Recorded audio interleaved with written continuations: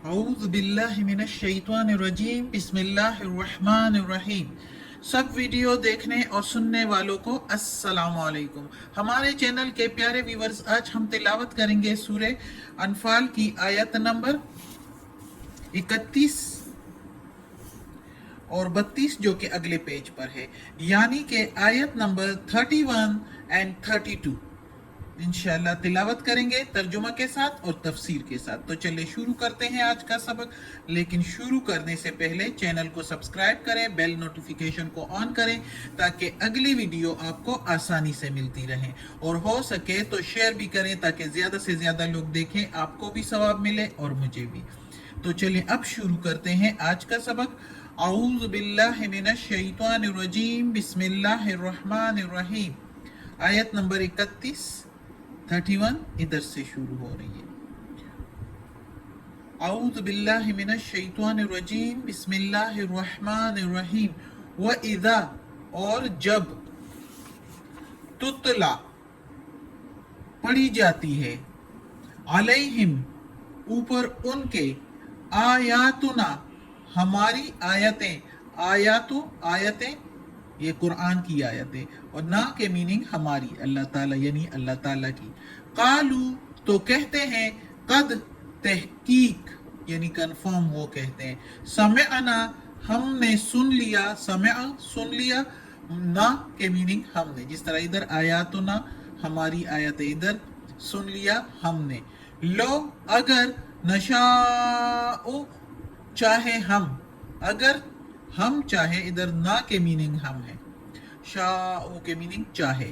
लकुलना, अलबत्ता कह दें हम, ला के मीनिंग अलबत्ता, कुल कहना, ना के मीनिंग हम। मिसला मिसाल, हाजा इसके, यानी मिसाल इसके हम भी कह ले, नऊज़ बिल्लाह।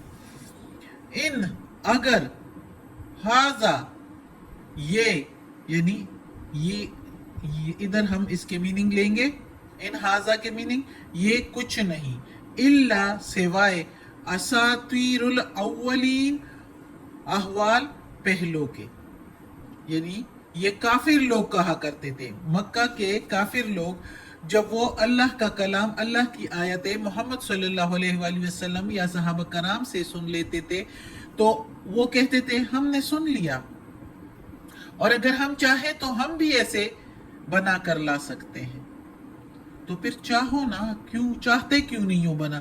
जो अगर बना कर ला सकते हो तो बना लाओ, कर नहीं सकते तो कहते हैं हम चाहते नहीं है, कर सकते नहीं है, और वो कर भी नहीं सकेंगे। जब अल्लाह ने कहा कि वो अपने माबूदों को भी बुला कर लाए, अपने साथ सब साथियों को मिलकर भी अगर कोशिश करें, तो तब भी इस तरह का कलाम नहीं बना कर ला सकते, हरगिज नहीं बना कर ला सकते। ऐसी रवानगी, ऐसी शाइस्तगी, ऐसा पुरलुत्फ अंदाज किसका हो सकता है? अल्लाह के सिवा किसी का नहीं हो सकता। इतनी शाइस्तगी और पुरलुत्फ और खूबसूरती, हम आवाज, अल्फाज, ये देखें, इधर माकिरीन तो इधर अव्वलीन, एक जैसे अल्फाज पर आयत खत्म हो रही है।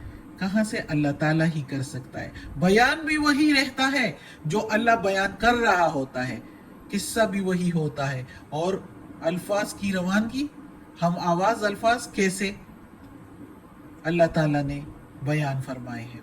और ये तो अलग बात, खूबसूरती और शाइस्तगी और पुरलुत्फ अंदाज तो अलग, अदल और इंसाफ किस तरह, उसूल किस तरह, एक एक बात में अल्लाह की हिकमत, अल्लाह का इल्म, अल्लाह का जो अंदाज है, उसमें जो है एक अल्लाह की झलक नजर आती है कि ये किसी आम बंदे की बात नहीं, आम बंदे का कलाम नहीं, ये अल्लाह ही का कलाम है, तो तब ही ऐसा है।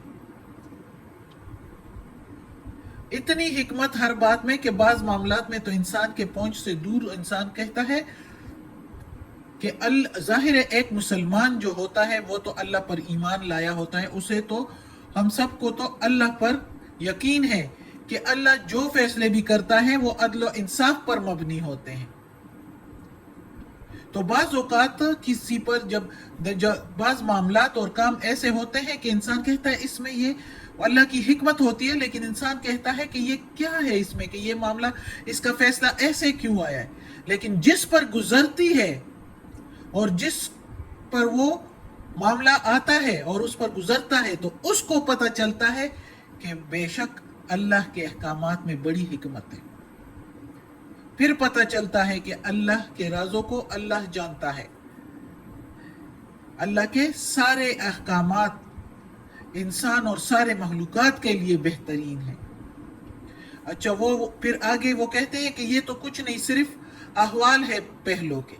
تو احوال اگر ہے تو احوال کس کو پتہ ہوتے ہیں؟ کتنے قصے اس قرآن میں حضرت آدم علیہ السلام سے لے کر محمد صلی اللہ علیہ وآلہ وسلم کے وقت تک ساری باتیں جو جس کے دل میں ہوتی تھی بات، وہ بھی اللہ تعالیٰ سامنے لا کر قرآن میں بیان فرما دیتے تھے.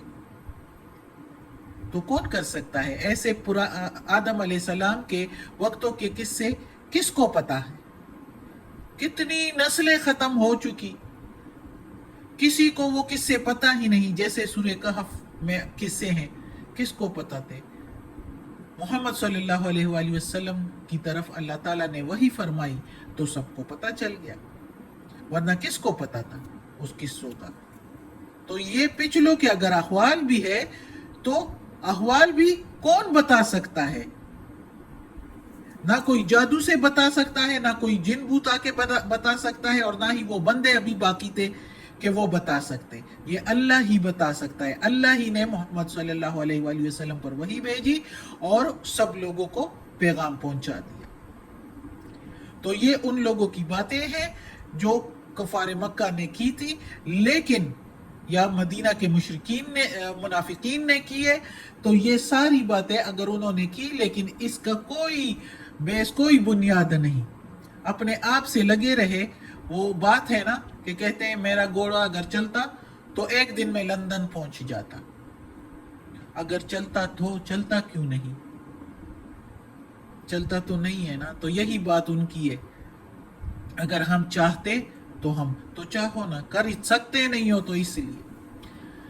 اگلی آیت ہے وَإِذْ، اور جب قَالُوا اللَّهُمَّ، کہنے لگے اے اللہ، ان، اگر، کانا، ہے، ہاذا، یہ، هو الحق، وہی دین حق، من، سے، عندکا، تیرے پاس، یعنی تیرے پاس سے اگر یہ دین حق ہے، یہ دین حق ہے یعنی مسلمانوں کا دین.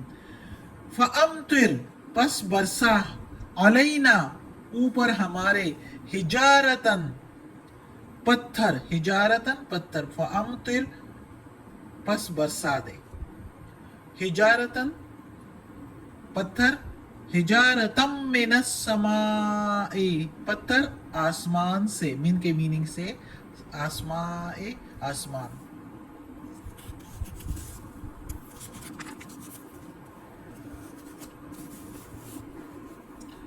اوئتنا، یا لا ہم پر، یا لے آ ہم پر. اوئتنا، اوی کے میننگ ادھر یا، اوئتنا ملا کے سارا، یا لے آ ہم پر، نہ کے میننگ ہم پر. بے عذاب، ساتھ عذاب، علیم کے میننگ دردناک. لے آ ہم، یا لے آ ہم پر کوئی دردناک اور عذاب. یعنی یہ اب مکہ کے مشرکین یہ کہہ رہے ہیں. یہ روایات میں ہے، علماء کہتے ہیں کہ جب وہ بدر کے لیے نکل رہے تھے تو ابو جہل نے یہ دعا کی تھی، خانہ کعبہ کا پردہ پکڑ کر اور اللہ سے، اور یہ دعا کی تھی کہ اگر یہ دین حق ہے تو ہم پر پتھر برسا. اب ایسے کون کر سکتا ہے؟ لیکن یہ ضد اور انار میں اتنے ڈٹے ہوئے تھے، اتنے حد سے گزرے ہوئے تھے کہ اس ابو جہل کو تو خوب معلوم تھا کہ یہ سچے پیغمبر تھے. جب اس کے ہاتھوں میں پتھر بول پڑے تھے کہ محمد اللہ کے رسول ہے، اللہ کے سوا کوئی عبادت کے لائق نہیں، تو کیوں کسی کے ہاتھ میں اگر پتھر بول پڑے اور یہ بولے تو کیا اس کو یقین نہیں ہوگا کہ محمد صلی اللہ علیہ وآلہ وسلم اللہ کے سچے رسول ہے، لیکن وہ ایمان نہیں لانا چاہتے تھے. وہ دنیا کی یہ سرداری اور یہ وجاہت اور مال اور دولت نہیں چھوڑنا چاہتے تھے، یہ غرور نہیں چھوڑنا چاہتے تھے جو وہ کر رہے تھے، اور خود تو کر رہے تھے، دوسروں کو بھی بے راہ کر رہے تھے. اب یہ وہ دعا نہیں کر رہے تھے، اصل میں لوگوں کو بے راہ کرنا چاہتے تھے، اور خانہ کعبہ کا غلاف پکڑ کر یہ چیلنج دینا چاہتے تھے لوگوں کے سامنے، اس طرح کہہ کر کہ اگر یہ دین حق ہے تو ہم پر پتھر برسا. اصل میں لوگوں کو بے راہ کر کے کہنا چاہتے تھے کہ یہ دین حق نہیں ہے، اگر دین حق ہوتا تو اب تک ہم پر پتھر برستے. جس طرح قوم لوط پر پتھروں کی بارش ہوئی تھی، تو اسی طرح کی دعا اس نے کی کہ ہم پر بھی پتھروں کی بارش ہو جاتی اگر یہ دین حق ہوتا، یا کوئی اور دردناک عذاب ہم پر آ جاتا، جس طرح اگلے پیج پر ہے کہ ہم پر کوئی اور دردناک عذاب آ جائے اگر یہ لوگ دین حق پر ہے. یعنی محمد صلی اللہ علیہ وآلہ وسلم کا کہہ رہے ہیں، اس کے صحابہ کرام پورے ٹوٹل مسلمانوں کا کہہ رہے ہیں کہ اگر یہ دین حق پر ہے تو یہ ابو جہل نے دعا کی تھی جو اپنے حق میں اس نے ایک قسم کی بد دعا کی ہے، اور وہ پھر جنگ بدر میں اس کا جو ہے قبولیت اس کی ہو گئی. جنگ بدر میں 70 بڑے بڑے سردار جنگجو مارے گئے، اور لاغر بے سر و سامان کمزور مسلمانوں کے ہاتھوں سے مارے گئے، اور ابو جہل تو چھوٹے بچوں کے ہاتھوں سے مارا گیا، موز اور معاذ کے ہاتھوں سے مارا گیا، جو کہہ رہا تھا کہ اگر یہ دین حق پر ہے تو ہم پر بارش ہو جائے یا ہم پر کوئی عذاب آ جائے. تو یہ دیکھیں اللہ نے پھر کر دیا، جنگ بدر میں دکھا دیا کہ کیسے عذاب آتا ہے. دردناک عذاب سے دوچار ہونا پڑا. لوگ 70 تو مارے گئے اور 70 قید کر لیے گئے ذلت رسوائی کے ساتھ. صدق اللہ العظیم. آج کا سبق ختم ہوتا ہے. اللہ ہمیں توفیق دے اس قرآن مجید کا ترجمہ مکمل کرنے کی اور اس پر عمل کرنے کی توفیق دے. صدق اللہ العظیم. یا اللہ، یا پروردگار، یا رب العالمین، یا مالک یوم الدین، یا علی کل شیء قدیر. یا اللہ، یہ قرآن مجید کی تلاوت کی ہے ترجمہ و تفسیر کے ساتھ. یا اللہ، اس کے زیر زبر پیش میں، تلفظ میں، ترجمہ تفسیر میں کوئی غلطی ہوئی ہو تو یا اللہ معاف کر دینا. تو غفور الرحیم ہے، رحمان الرحیم ہے. یا پروردگار، یا رب العالمین، ہمیں عافیت والے معاملات دے، ہماری بیماریاں، تکالیف، پریشانی اور برائیاں ہم سے دور کر دے. یا اللہ، ہمیں اپنے نیک اور صالح لوگوں میں شامل کر دے. آمین.